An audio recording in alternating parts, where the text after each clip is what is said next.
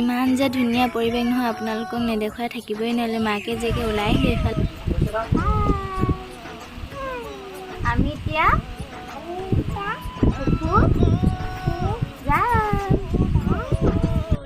এইফালে আমাৰ বেটি আকৌ কি যে মোক কথাবিলাক সুধি আছে নহয়। এইকেইদিন মানে খুবেই কথাবিলাক ধুনীয়াকৈ স্পষ্টকৈ ওলাইছে আমাৰ বেটীৰ ভাগত।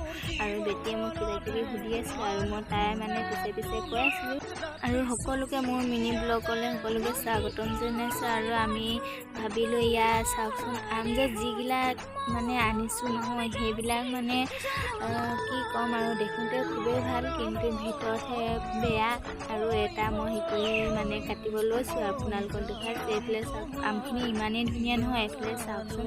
আৰু কি যে বেয়া নহয়, এইখিনিমান এমোনামান আনিছোঁ, এমোনাৰ ভিতৰত ইমান অলপহে মানে ভাল ওলাইছে। এইফালে চাওক আমাৰ বেটীয়ে মানে লিখাত ব্যস্ত, বহী এখন কলম এটা পালে মানে একোৱে নালাগে মানে তাইক। কি যে লিখে তাইহে জানে আৰু। এই চাওকচোন বহীখন কি অৱস্থা কৰি দিছে নহয়। বহী পালে হৈ গ'ল আৰু তাইক, মানে কি হ'ব নাজানো আৰু। পাছলৈকে ভাল হ'লেতো ভালেই আৰু নহয় জানো। এইফালে চাওক মানে কি মানে কৈ আছোঁ।